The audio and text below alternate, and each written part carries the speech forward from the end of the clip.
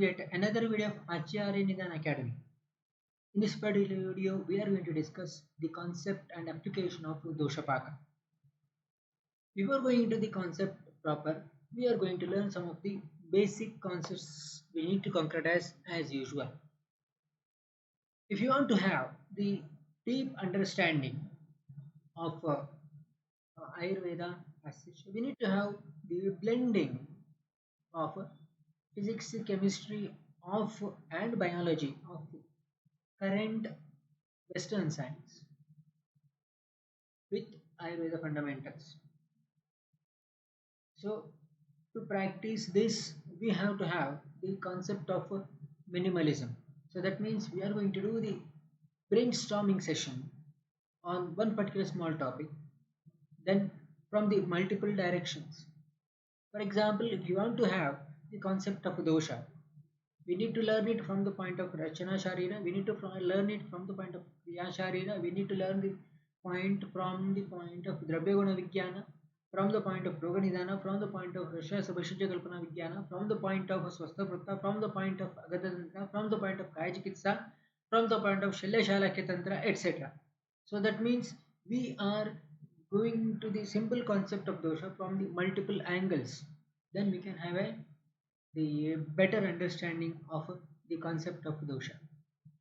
So whenever we want to have the learning, first of all we need to know about the actual physiology. What is actually happening inside the particular body?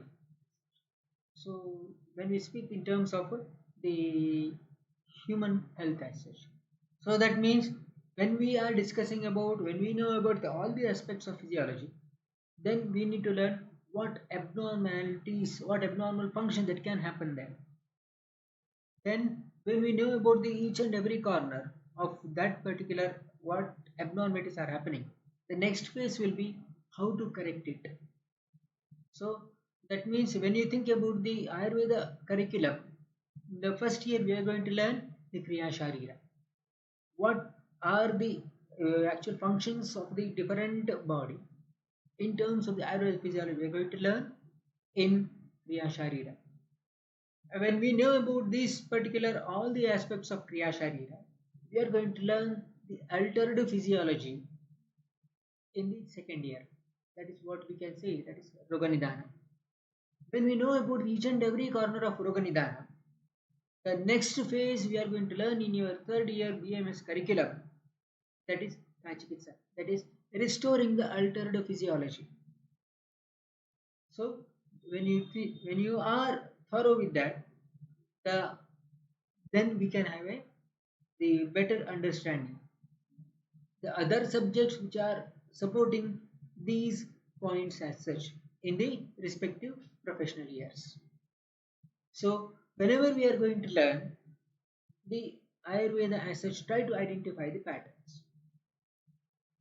So the term pattern refers to repeatedly occurring events. So physiological events can also happen, pathological events can also happen. So repeatedly occurring events, that is what we can say, that's patterns.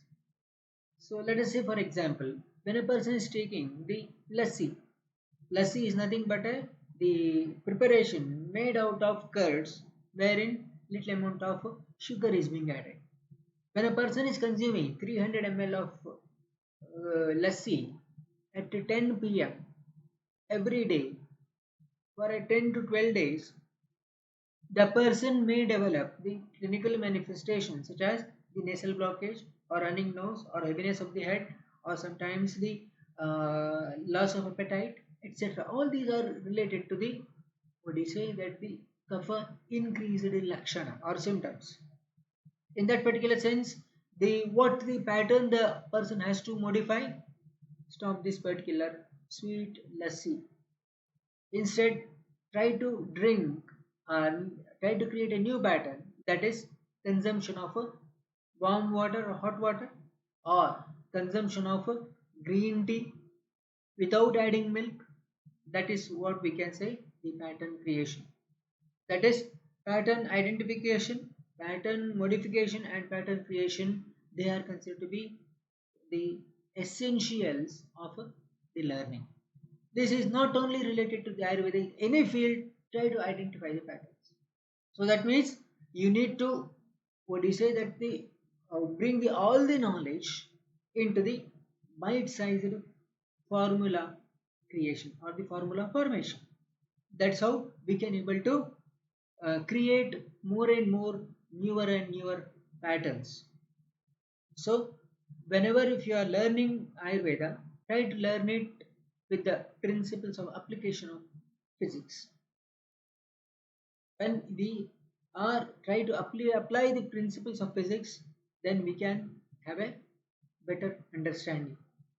To know about this particular application, we have to follow one particular mentor. So whenever if you are trying to follow one particular mentor, if you are going to identify what he are going to say in the past and what he will say in the present and what he may say in the future. And when we are doing in a better way, then the deeper understanding is possible. Hence, follow one particular mentor and you will come to know the power of one as well as power of one mentor. Because the whenever if you go into the social media nowadays, multiple informations are available on that particular topic. They are saying from their point of view how to learn it, etc. And you are following all those informations. That means it will be just like keeping your legs in multiple boats. When you are keeping your legs in multiple boats, that means you are likely to fall into the river. You are not going into much farther direction. Hence, the power of following one as such, that is giving you the, what do you say, that speed in the learning. So whenever if you are learning the information, try to learn Ayurveda information from the Ayurveda way. Try to learn the Western information as per the Western way, and try to blend these informations at regular intervals. When you are able to learn these informations, when you are able to blend these information regular intervals, that indicates you are moving in the right direction. So, and learning Ayurveda should be like learning a new language. So that means most frequently used words we are going to learn in the uh, initially, then less frequently used words, then less frequently used words. This is what is considered to be of paramount importance whenever we are going to learn any of these. So with these introduction in terms of the concepts to concretize, we are going to learn the concept of Doshapaka today. So whenever if you say about the Doshapaka and Dhatupaka, so this particular shloka that is being mentioned here, that is the Dhatupaka Dhanti Malapaka Vimunchati. So that means Dhatupaka Dhanti. Dhatupaka, it is one of the harmful uh, event happening in the body, whereas Doshapaka or Malapaka, that is considered to be the beneficial event that is happening in the body. So the term Dhat Doshapaka or the Malapaka, what we can say? So that means, so this is an what do you say, that the concept of Rogamarga. When you say about the in terms of the understanding of Doshapaka there, so that means the movement of the dosha that is happening from the Shakha to Koshtha or Madhyama Rogamarga or the Madhyama or the Marmasti Sandhi to Koshtha, or in other words to say the movement of the dosha from the Bahya to Abhyantara Rogamarga or the Madhyama to Abhyantara Rogamarga is considered as Doshapaka.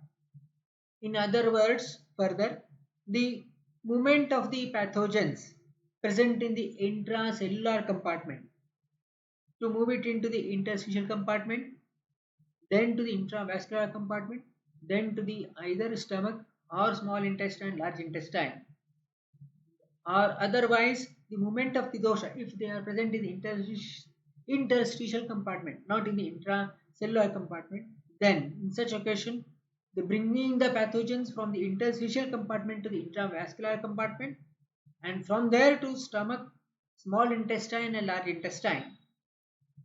And if the pathogens are present in the intravascular compartment, not in the interstitial or intracellular, in that particular situation, the bringing the pathogens from the intravascular compartment to stomach or small intestine, large intestine is termed as doshapaka.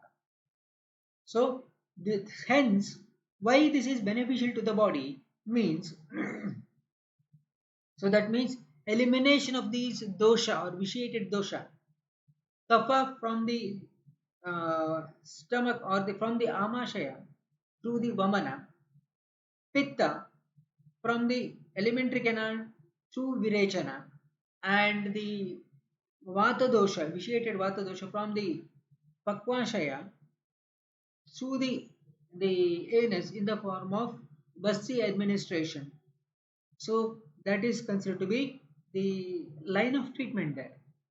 Or in other words, the pathogens, if they are present in the the stomach, to make it eliminated from the mouth in the form of MSS, the removal of pathogens present in the small intestine to move it into the through the anus in the form of purgation, and the removal of pathogens present in the large intestine to move it through the anus by giving the enema or administration of medicated enema through the anus.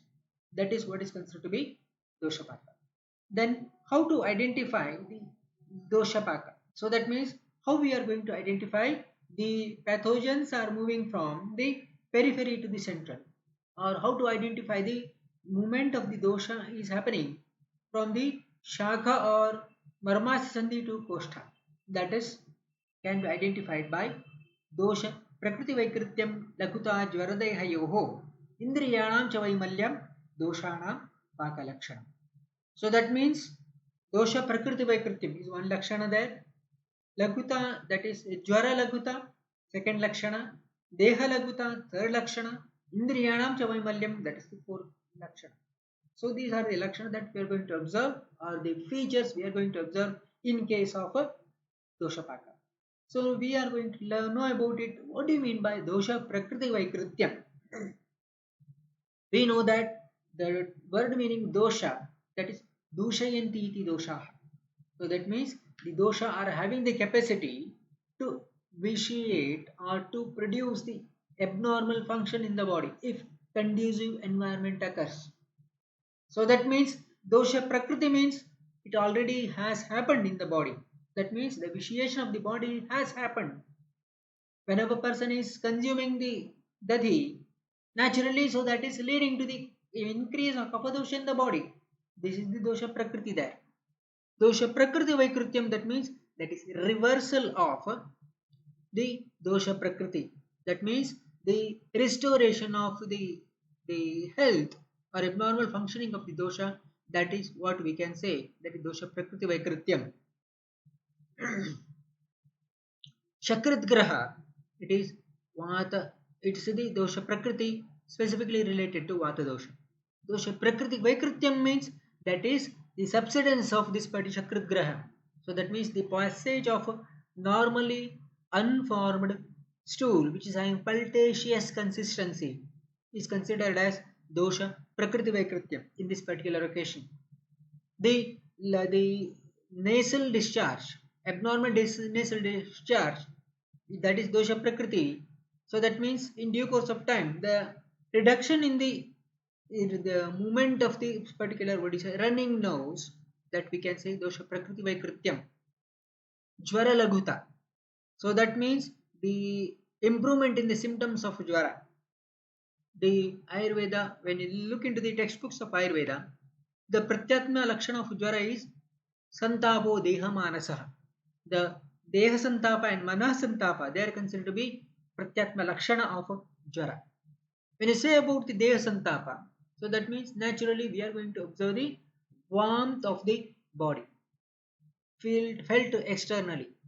When the person is having Jwara Laguta, this particular warmthness that is going to get reduced. Whereas in terms of the Manah Santapa, Ayurveda says Vaichitya Maratiglani Manasah Tapa Lakshana. So that means Vaichitya, abnormal functioning of Chitta. So when you say about the Chitta, what we can say? Chintyam Vicharya Muhyam Jayam Sankalpyam Evacha. The ability of that is thinking process, the ability of assuming things, Muhyam Jayam, the ability of doing the firm decisions, Sankalpyam, and uh, these are the functions that is going to get normalized. Vaichityam, that is, these are the functions that are going to get disturbed. This will be getting normalized. Aratihi, the restlessness that is going to get reduced. Glanihi, the exhaustion that is happening into the body because of the lack of nutrients into the different cells that is going to get reduced. That is the heaviness, that is the worsening of the jwara, that is going to get minimized. That is the jwara laguta. Deha laguta, so that means the lightness of the body. Whenever there is the uh, body that is having the deha, the jwara or any kind of the disease manifestation, let us say if the person is having the movement of the pathogen that is happening from the stomach to the interstitial compartment, let us say to this particular part, in that particular situation what actually happens is the more and more blood supply is happening towards this particular region. When the more and more blood supply is happening to this particular region, then the intravascular compartment towards this particular region will be showing slower blood circulation. When this is happening, so the person may likely to have the heaviness of the body to this particular part.